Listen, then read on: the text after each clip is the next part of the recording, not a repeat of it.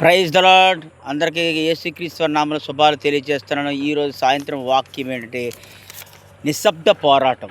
నిశ్శబ్ద పోరాటం అంటే ఎపిసీలకు రాసిన పత్రిక 6వ అధ్యాయం 12వ వచనం. ఎలయనగా మనము పోరాడుతున్న శరీరాలతో కాదు గాని ప్రధానులతో తోను కానీ, అధికారులతో కానీ, ప్రస్తుతం అంధకార సంబంధులతో, లోకనాథులతో, ఆకాశ మండలమందు దురాత్మలతో సమూహముతో పోరాడుచున్నాము. దేవునికి స్తోత్రం కలుగును గాక. ఈ సాయంకాల సంబంధం నిశ్శబ్ద పోరాటం అంటే ఎలయనగా అంధకార శక్తుల సంబంధాలతో, లోకనాథులతో పోరాడుచున్నాం. మన క్రైస్తవ జీవితమే ఒక జీవితాంతం పోరాడుతూనే ఉండాలి. లోక చచ్చే వరకు, రేపు చచ్చిపోతామన్నా సరే మన దేవుడితో పోరాడుతూ ఉండాలి. ఎలా అనగా మనం పోరాడుతున్న శరీరాలతో కాదు కానీ, ప్రధానులతో కాదు, అధికారులతో కాదు, ప్రస్తుతం అంధకార సంబంధాలు లోకనాథులతో, ఆకాశ మండల దురాత్మల సమూహంతో పోరాడుచున్నాము. ఆకాశ దురాత్మ సమూహములతో పోరాడుచున్నాం. దేవునికి స్తోత్రం కలుగును గాక. దురాత్మ నిశ్శబ్ద పోరాటం అంతేంటండి. మనం అనుకుంటాం చాలా వరకు దురాత్మలు పట్టిన వారు ఒక ఏది దెయ్యములు పట్టినంత దెయ్యములు కాదు, ఏది కాదు, మన మనసు యొక్క నిమగ్నం లేకపోయి మన దురాత్మలతో పోరాడినట్టు మామూలు దెయ్యం పట్టిన వాళ్ళగా బిహేవ్ చేస్తాం. కానీ దానిని మనం వేరే రకంగా అనుకుంటాం. దురాత్మలతో పోరాడుచున్నాము అనుకుంటాం. దురాత్మ ఆకాశ మండలంలోని దేవుడు మనకు తోడై ఉండినప్పుడు మనం ఎందుకు దురాత్మలతో, అంధకార శక్తులతో పోరాడుచాం అని ఆయన మనకుండగా మనకు భయం లేదండి. ఎందుకంటే ఎలయనగా మనం పోరాడుచున్నది శరీరాలతో కాదు. శరీరాలతో అసలు పోరాడలేదు. అంధకార శక్తులతో, ఆకాశమటి దురాత్మలతో పోరాడుచున్నాం. నిత్యము ప్రార్థనలోని ఉండాలి. అనిదినం ఒకటి మనం ఉదాహరణ అనుకుంటాం. మనం ప్రార్థన చేసేటప్పుడు ఎక్కడ బహిరంగంగా టీ తాగినా, మామూలు నీళ్ళు తాగినా, ఆహారం అల్పాహారం తీసుకున్న, భోంచేసే ముందు ప్రార్థన చేయడం చాలా వరకు క్రైస్తవులు చేయరు. ఎందుకంటే వాళ్ళు ఒక దీనిలో ఉంటారు. అంటే ఫీల్ అవుతారు. క్రైస్తవ జీవితం ఒక ఫీల్ అయినట్టు ఉంటుంది. అదేదో పెద్ద జాతి తక్కువ మతం అని ఏదో అనుకుంటారు. కానీ అది కరెక్ట్ కాదండి. మనం అంధకార శక్తులతోనూ, ఆకాశమైన దురాత్మలతోనూ పోరాడుతున్నాం. ఆకాశమైన దురాత్మలతో క్రైస్తవులను వ్యతిరేకించే వాళ్ళు చాలామంది ఉంటారు. కానీ దాన్ని మనము ఎప్పుడు కూడా నిరంతరము నిరుత్సాహపడకుండా దేవుని యొక్క ఎదుగుదలలో పోతూనే ఉండాలి.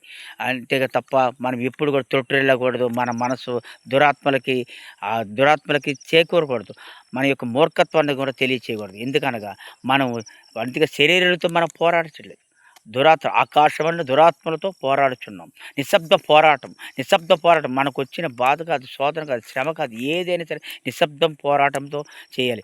అంతే తప్ప మనం ఏం చేస్తాం? మనకు శ్రమ వచ్చింది. శ్రమ ఎందుకు వస్తుంది? దేవుడిని ఎక్కువ నమ్ముకుంటే శ్రమ వస్తుంది. తెలుసండి? దేవుడు ఎక్కువ నమ్ముకుంటే శ్రమ వస్తుంది. ఆ శ్రమని వీడు జయించగలడా, లేకపోతే మామూలు మళ్ళీ త్రుటిల్లిపోతాడా అని దేవుడు ఇప్పుడు మనం పరీక్షిస్తున్నాడు. మనం పరీక్షించినప్పుడు మనం చాలా జాగ్రత్తగా వచ్చినప్పుడు బైబిల్ గ్రంథాన్ని తీసి ఆ శ్రమలోనే మనం ఆనందం పొందుతూ, వ్యత్యాసపడుతూ, ఆ దేవుని ఆస్వాదించుచు మనం ఎప్పుడు నిత్య ఆరాధన మన మనసు స్వస్థతగా ఉంచుకొని మనం ప్రార్థనలో ఉండాలి. దేవుడికి స్తోత్రం. అంతేకాదు తండ్రి ప్రభువా, నీవిచ్చిన ఈ యొక్క అంధకార శక్తి దురాత్మలు, ఆకాశమైన దురాత్మలతో నీ పోరాడుతున్నాం. నీవుండగా మాకు దురాత్మలతో పని లేదు ప్రభువా.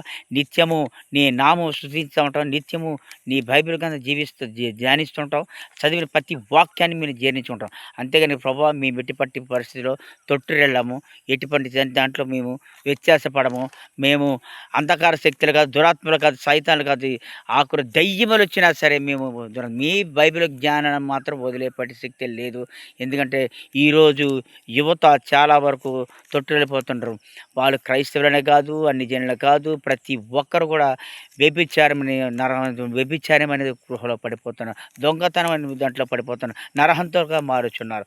ఎందుకంటే దాని ఒక దురలవాట్లు చూసారండి.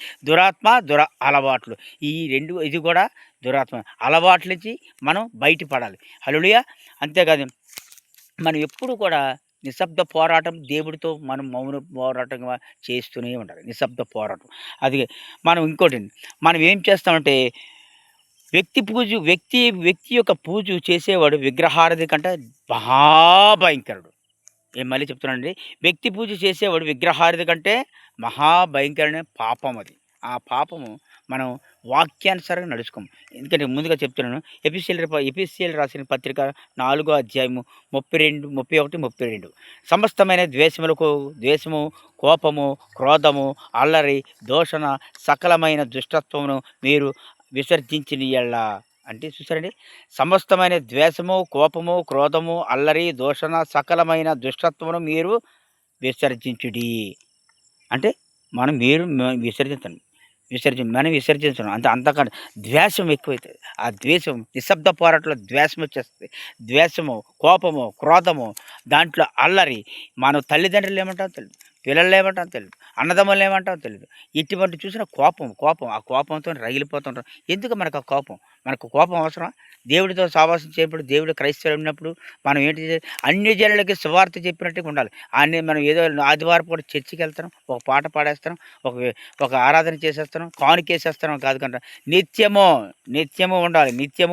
మనం ఎప్పుడు నిత్యము దేవుడితోని సంభాషణ చేస్తుండాలి. హల్లెలూయా!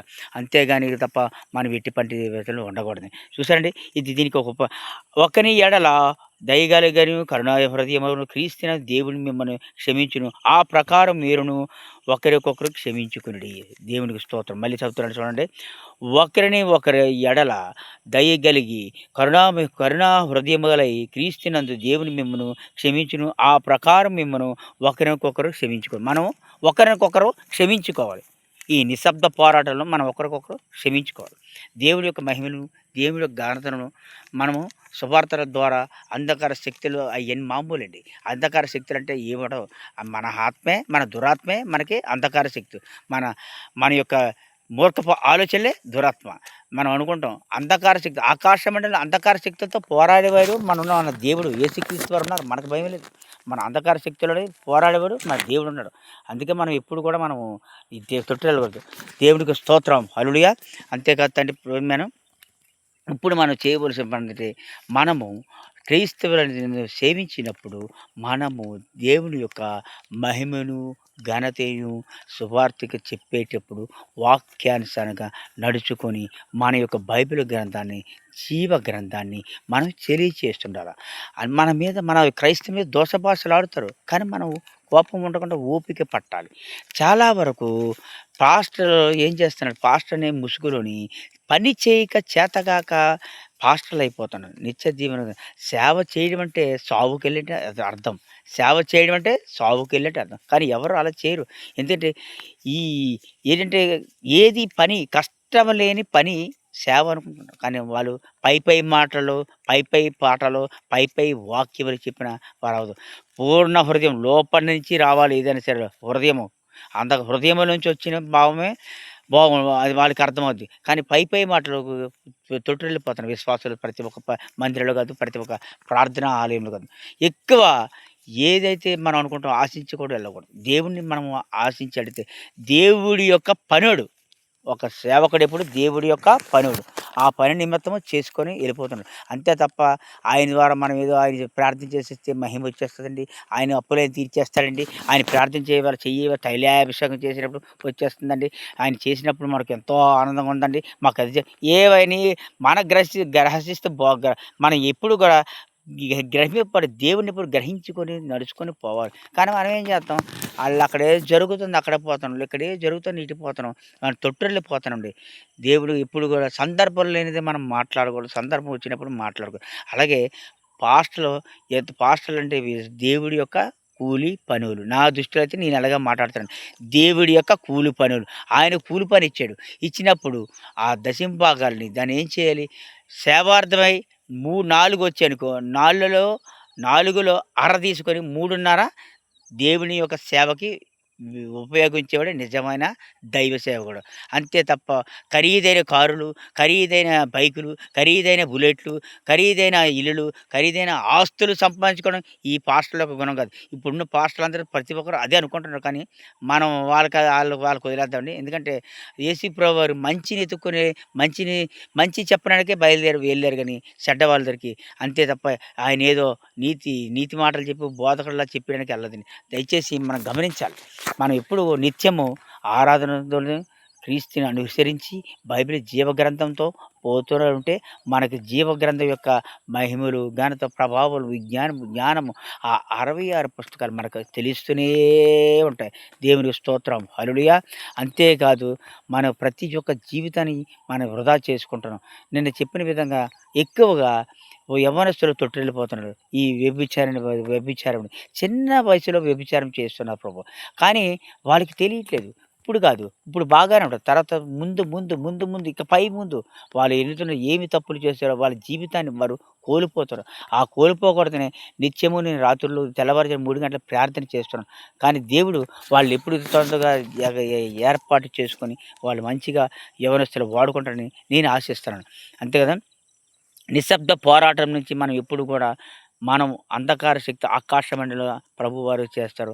మనము మన దురాత్మలు మన యొక్క దురాత్మలు మనము తీసి బయట పెట్టుకొని దేవుడి యొక్క మందిరంలో గోజాడుతుండాలి. చెప్పాను కదండీ! ఆ! అందుకే మనం ఎప్పుడు కూడా మనం తొట్టిల్లకుండా నిశ్శబ్ద పోరాటంతోనే మన దేవుని అదే నిశ్శబ్ద పోరాటం. దేవుడిని అనుసరించకుండా దేవుని అడుగుజాడలు దేవుడి యొక్క మహిమ ఎళ్తుంటే మనకు ఆ మార్గంలోనే ఎళ్తుంటే ఆ ఆనందం వేరు. మనం అనుకుంటాం చీకట 3 గంటలేస్తే దెయ్యాలొచ్చేస్తాయి. దురాత్మలే దెయ్యాలు. అయి మనం ప్రార్థన చేసి మోకరించి పాడితే మనల్ని చూసి అయ్యే పారిపోతాయి. మనం మోకరించి 3 గంటలు ప్రార్థన చేసి మనల్ని చూసి అయ్యే పారిపోతాయి. ఎందుకు వచ్చింది నిజమే ఉంటే. అయి ఉన్నాయి. అయి క్రీస్తు దేవుడి యొక్క బైబిల్ చదివినప్పుడు ప్రార్థన చేసి మన దగ్గర రావయి. అయి ఉంటే. అంతేగాని తప్ప మనం ఏదేదేదో మాట్లాడేసుకొని ఏదో రాత్రి దెయ్యం వచ్చేసిందండి, ఇదొచ్చేసిందండి, అదొచ్చేసింది ఏది కూడా అంతే. మనం ముఖ్యంగా భూస్థాపితమైపోయి ప్రతి ఒక్క కుటుంబంలో ఏదో ఒక విషాదం జరుగుతుంది. తండ్రి చచ్చిపోవచ్చు, తల్లి చచ్చిపోవచ్చు, కొడుకు చచ్చిపోవచ్చు, మామి చచ్చిపోవచ్చు, అన్నదమ్ముడు చచ్చిపోవచ్చు. ఎవరైనా చచ్చిపోయినా ప్రతి క్షణము మనము ఆళ్ళ కోసం రోజులను ఒక్క దినమని తలుచుకొని మనము దేవుడికి కన్నీటి ప్రార్థనలోని అప్పగించాలి. ఎందువల్ల జరిగింది? మా పాపం నిమిత్తం, మా తాత పాపం నిమిత్తం, ముత్తాత పాపం నిమిత్తం, మా కుటుంబ పాపం నిమిత్తం ప్రభు ఇలా జరిగింది. మమ్మల్ని క్షమించు. మళ్ళా ఈ యొక్క పాపంలోకి రాకండి. మనం ఎప్పుడు కూడా దేవుడికి ప్రార్థనలో విన్నపం చేయాలి ప్రతిరోజు. హల్లెలూయా! తప్ప మనం ఎక్కువ మనం ఉండకూడదు. అందుకని చెప్తున్నాను ఏంటంటే మనం ప్రార్థనలో ఉండి దేవుడి యొక్క మహిమను, ఘనతయు, ప్రభావం ఆయనకే మనం ఎప్పుడు కూడా తొట్టిల్లకూడదు. అందుకే చెప్తాను నిశ్శబ్ద పోరాటంతో ఉండాలి మనం. దేవుడి యొక్క నిశ్శబ్ద పోరాటం ఉంటే నిశ్శబ్దంగా ఉంటే ఆ సైలెంట్ వేరే దేవుడు వింటాడు ఆ మాటలు. దేవుడి యొక్క ప్రార్థన వింటాడు. దేవుడి యొక్క మన బాధలు కన్నీటి ప్రార్థనలు చేసి దేవుడు వింటాడు. అందుకే మనం ఇప్పుడు నిశ్శబ్దంగా ప్రార్థన చేసుకొని నిశ్శబ్ద పోరాటాలు ఉండాలి. హల్లెలూయా! అంతేకాదు తప్ప మనం అంధకార శక్తులతోని, దురాత్మలతో కాదు మనం పోరాడుతున్నాం. జీవగల దేవుడితో మనము ఈ తెల్లవారుజామున 3 గంటలు ప్రార్థన చేస్తూ ఆయనకి మొరపెట్టాలి. ఆ మొరపెడితే మనకున్న కార్యములన్నీ దేవుడే తీర్చాడు. పాస్టర్ తీర్చడం, విశ్వాసాలు ఉంటే సంఘ పెద్దలు తీర్చరు. ఎందుకంటే commercial commercial mind, money minded. అందుకే మనం ఎప్పుడు కూడా దేవుడితో గోజాడండి. ఈ పాస్టర్ ప్రార్థన చేస్తే దెయ్యాలు వదిలేస్తున్నాయి, ఆ పాస్టర్ ప్రేయర్ చేస్తే దురాత్మలు వదిలేస్తున్నాయి అనుకోవద్దు దయచేసి. ఇదంతా బూటకం. దేవుడి యొక్క బైబిల్ జీవగ్రంథం చదివి కొలిది మనకు అన్నీ తెలుస్తుంటాయి. నేను అతి తక్కువగా చదువుతున్నాను. నాకు ఇంకా తెలీదు. కొద్దిగా వీడియోలు చేస్తాను. ఏమైనా తప్పులుంటే క్షమించండి. నేను కొత్తగా యూట్యూబ్ ఛానల్ పెట్టాను. మీరందరూ సబ్స్క్రైబ్ చేయండి. అందరూ ఉత్సాహపరచండి, షేర్ చేయండి. ఏమైనా తప్పులుంటే మీరు అనుకోవద్దు. దయచేసి మనం సోషల్ మీడియాలో వచ్చిన మన క్రైస్తవుల మీద తిరుగుబాటు వ్యతిరేకత ఏమొచ్చినా నవ్వుతూ స్వీకరిద్దాం. వాళ్ళు మనకి శుభార్త చేస్తున్నారు. ఏమనండి?